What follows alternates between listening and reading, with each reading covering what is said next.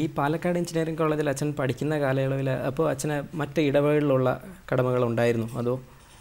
ഞാൻ പഠിക്കുന്ന കാലത്തും പഠിപ്പിക്കുന്ന കാലത്തും ഒക്കെ ഒരു കാരണവശാലും ഇടവകയിൽ നിന്ന് മാറിയിട്ടില്ല. ഇടവകയുടെ ചുമതല ഫുള്ളായിട്ടുണ്ടായിരുന്നു. ഞാനവിടെ ചെന്ന് ക്ലാസ്സുകൾ തുടങ്ങി വൈകാതെ തന്നെ മൈലമ്പള്ളി എന്ന് പറയുന്ന ഒരു ഇടവകയുടെ വികാരിയായിട്ട് ചാർജ് എടുത്തു. അന്നതൊക്കെ ഇടവകയായി വരുന്ന കാലഘട്ടമാണ്. വീടുകളൊക്കെ പലയിടത്തായിട്ട് ചിന്നഭിന്നമായി കിടക്കുന്നു. അവരെല്ലാം കോർഡിനേറ്റ് ചെയ്യുന്നത് അതിൻ്റെ ഒരു ഫോർമേഷൻ്റെ കാലഘട്ടത്തിൽ ഞാൻ തന്നെയാണ്. ഒരു 3-3.5 കൊല്ലത്തോളം ഞാൻ അവിടെ ഉണ്ടായിരുന്നു. അത് കോളേജിൽ നിന്നൊരു 15-16 കിലോമീറ്റർ ദൂരമുണ്ട്. ഒരു സ്കൂട്ടറുണ്ട്, അതൊക്കെ വെച്ചിട്ട് കുർബാനയെല്ലാം അഡ്ജസ്റ്റ് ചെയ്ത് ഞാൻ പോകുമായിരുന്നു. രണ്ടിനും ഭംഗം വരാതെ തന്നെ മുന്നോട്ട് പോയി. ഇടവകയായതുകൊണ്ട് ചിലപ്പം തോന്നും മറ്റ് അച്ഛന്മാർക്ക് കൊടുക്കാൻ സാധിക്കുന്ന സേവനമൊക്കെ കൊടുക്കാൻ സാധിക്കുമായിരുന്നു എന്ന്. ഒട്ടും കുറവില്ലാതെ ഞാൻ കൊടുത്തിട്ടുണ്ട്. അപ്പോൾ ഒരു എഞ്ചിനീയറിംഗ് പഠനകാലം നമുക്കെല്ലാവർക്കും അറിയാം, വളരെയധികം ലാബുകളും അല്ലെങ്കിൽ വളരെയധികം അസൈൻമെൻറ്റ്സും ഒക്കെ ചെയ്യേണ്ട ഒരു കോഴ്സാണ് ഈ എഞ്ചിനീയറിംഗ് പഠനം. അതോടൊപ്പം തന്നെ ഇടവകയിലെ ചുമതലയും ഒരുമിച്ച് വഹിക്കുമ്പോൾ അതുപോലെ തന്നെ ഇടവകയിലെ ചിലപ്പോൾ മരണം വരാം, അല്ലെങ്കിൽ ഇടവകയിലെ ഒരു കല്യാണത്തിൻ്റെ ചടങ്ങ് വരാം. അപ്പോൾ അങ്ങനെയുള്ള ദിവസങ്ങളിലൊക്കെ അച്ഛന് അതെങ്ങനെ അത് മാനേജ് ചെയ്തു? ഇടവകയായതുകൊണ്ട് മനോജ് സാർ പറഞ്ഞതുപോലെ തീർച്ചയായിട്ടും കല്യാണമോ മരണമോ ഒക്കെ ഉണ്ടായിട്ടുണ്ട്. അന്ന് ഒരു ദിവസം ക്ലാസ്സിൽ പോയില്ലെന്നിരിക്കും. വേറൊരു സാഹചര്യത്തിൽ നമുക്കൊരു അച്ഛൻ്റെ സഹായം കിട്ടുമെന്നുണ്ടെങ്കിൽ അത് അങ്ങനെ ഉറപ്പ് വരുത്തും. പക്ഷേ എൻ്റെ സാന്നിധ്യം അനിവാര്യമാണ് എന്ന് കണ്ടാൽ തീർച്ചയായിട്ടും വന്ന് ക്ലാസ്സിൽ ലീവ് എടുക്കും.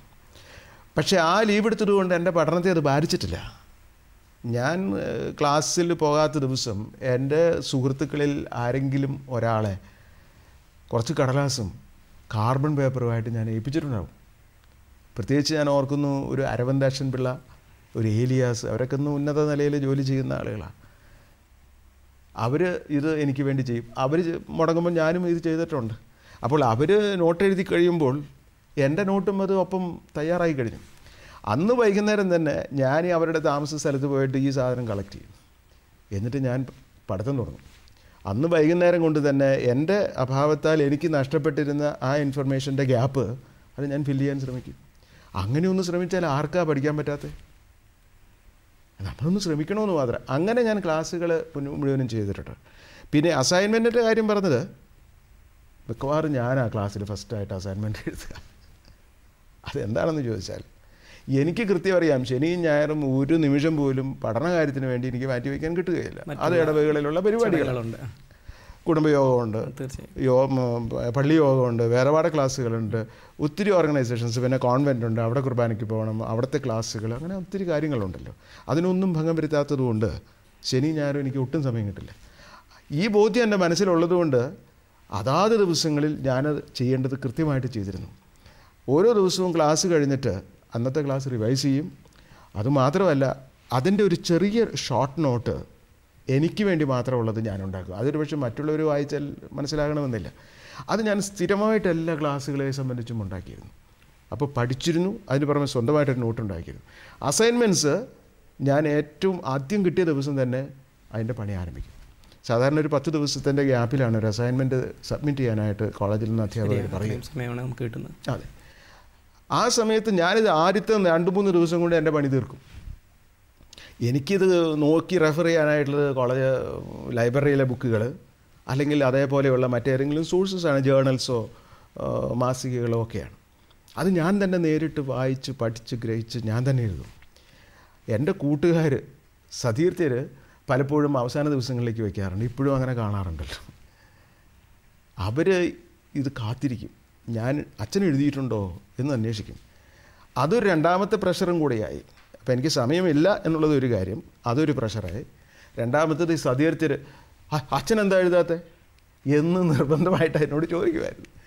അതും കൂടി ഉള്ളതുകൊണ്ട് ഞാനത് വളരെ നേരത്തെ എഴുതി അത് സബ്മിറ്റ് ചെയ്യും.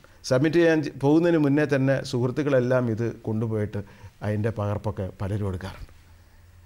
ഇത് രണ്ടും എന്നെ ഒത്തിരി സഹായിച്ചു. സത്യത്തിൽ ബുദ്ധിമുട്ടാണ് ആരംഭ ദിവസങ്ങളിൽ വർക്ക് ചെയ്യുക എന്നുള്ളതൊക്കെ. പക്ഷേ എൻ്റെ യൂണിവേഴ്സിറ്റി എക്സാമിനേഷൻ വരുമ്പോൾ എനിക്ക് നല്ല സ്കോർ ചെയ്യാൻ സാധിച്ചിട്ടുണ്ട്. കാരണം ഞാൻ ശരിക്കും പഠിച്ചിട്ടുണ്ട്.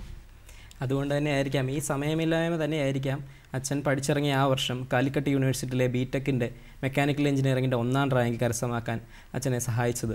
തീർച്ചയായിട്ടും വളരെ സിസ്റ്റമാറ്റിക്കായിട്ടും കൃത്യസമയത്തും ഞാൻ ചെയ്തതുകൊണ്ട് പരീക്ഷയുടെ ഒരു ദിവസവും സാധാരണ ഒരു ദിവസങ്ങളിലും രാത്രി 10 കഴിഞ്ഞിട്ട് ഞാൻ പഠിക്കാതിരുന്നിട്ടില്ല. ആ കൃത്യമായ പത്രയ്ക്ക് ഞാൻ കിടക്കും. രാവിലെ ഒരു 4:45 അല്ലെങ്കിൽ 5 ആ സമയത്ത് എഴുന്നേക്കും. എല്ലാ ദിവസവും കൃത്യമായിട്ട് ചെയ്യുന്നത് കൊണ്ടാണ്. അത് സിസ്റ്റമാറ്റിക്കായിട്ട് ചെയ്യണം, പ്ലാൻ ചെയ്യണം. 12 കൊല്ലത്തെ ഗ്യാപ്പ് കഴിഞ്ഞിട്ടാണ് ഞാൻ പഠിക്കാൻ വരുന്നത്. എൻ്റെ കൂട്ടുകാരൊക്കെ ഫ്രഷായിട്ട് വരുമായിരുന്നു. ആരംഭത്തിലെ ക്ലാസ്സുകളിൽ ഞാനാകെ വിഷമിച്ചു പോയിട്ടുണ്ട്. ഒരു മാത്സിൻ്റെ ക്ലാസ് ഞാനിപ്പോഴും ഓർക്കുന്നു. അവിടെ പറയുന്നതൊന്നും എനിക്ക് മനസ്സിലാകുന്നില്ല. 12 കൊല്ലം കഴിഞ്ഞിട്ടുള്ള അകലമല്ല, ഒരു ടച്ചുമില്ല. അപ്പം ഞാൻ അതിൽ 1-2 പേരെ പരിചയപ്പെട്ടവരോട് ചോദിച്ചു, ഇയാൾക്ക് മനസ്സിലാകുന്നുണ്ടോ? ഓ, ഞങ്ങൾക്ക് മനസ്സിലാകുന്നുണ്ട്, ഒരു പ്രോബ്ലം. അപ്പം നമുക്ക് എൻ്റെ ദൈവമേ, ഇത് എനിക്ക് പഠിക്കാൻ പറ്റുമോ? പക്ഷേ 2 മാസം കഴിഞ്ഞപ്പോൾ സ്ഥിതി മാറി. എനിക്ക് എല്ലാം മനസ്സിലാകുന്നു, എല്ലാം പഠിക്കാൻ സാധിക്കുന്നു. ദൈവം ശരിക്കും ഇടപെട്ടു. തമ്പുരാൻ കർത്താവ് എന്നെ കൊണ്ടങ്ങ് ശരിക്കും എഴുതിച്ചു. ദൈവത്തിനൊരു പദ്ധതിയാണെന്ന് എനിക്ക് തോന്നുന്നു. അപ്പോൾ ഇതിൽ നിന്ന് അച്ഛൻ്റെ ഒരു സാഹചര്യത്തിൽ മനസ്സിലാകുന്നത്, തിങ്കൾ മുതൽ വെള്ളി വരെ പഠിക്കുകയും എന്നാൽ ശനിയും ഞായർ ഒട്ടും പഠിക്കുകയും ചെയ്യാത്ത ഒരാൾക്ക് വേണമെങ്കിൽ ഒരു ഫസ്റ്റ് റാങ്ക് യൂണിവേഴ്സിറ്റിയിൽ വാങ്ങിക്കാൻ സാധിക്കും. തീർച്ചയായിട്ടും വളരെ എളുപ്പം സാധിക്കും. മനസ്സ് വേണം. മനസ്സുണ്ടെങ്കിൽ എന്താ ചെയ്യാൻ സാധിക്കാത്ത? തമ്പുരാൻ്റെ സാന്നിധ്യം, ഇത് രണ്ടും കൂടി ദൈവാനുഗ്രഹം ഉണ്ടെങ്കിൽ എന്തും ചെയ്യാൻ സാധിക്കും, ഒരു സംശയമില്ല. അച്ഛൻ അതുപോലെ തന്നെ ഈ മെക്കാനിക്കൽ എഞ്ചിനീയറിംഗ് കഴിഞ്ഞ ഉടൻ തന്നെ അത് IIT ഖരഗ്പൂരിൽ അച്ഛൻ ഇതിൻ്റെ ബിരുദാനന്തര ബിരുദ കോഴ്സ് ചെയ്യാൻ വേണ്ടി പോയി. MTech ചെയ്യാൻ വേണ്ടി പോയി.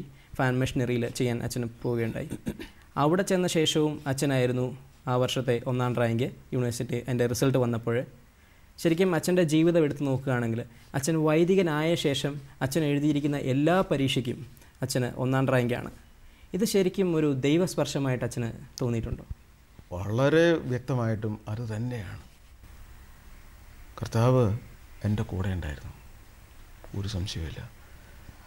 അല്ലെങ്കിൽ എങ്ങനെ അവസാന പരീക്ഷാ ദിവസങ്ങളിൽ ഞാൻ കാലിൽ മൊത്തം പ്ലാസ്റ്റർ ഇട്ട് കിടന്നിട്ട് പരീക്ഷ മുഴുവനും ആ പ്ലാസ്റ്ററുമായി പോയി എഴുതിയിട്ടും എനിക്ക് ദൈവം ഫസ്റ്റ് റാങ്ക് എങ്ങനെ വാങ്ങിച്ചു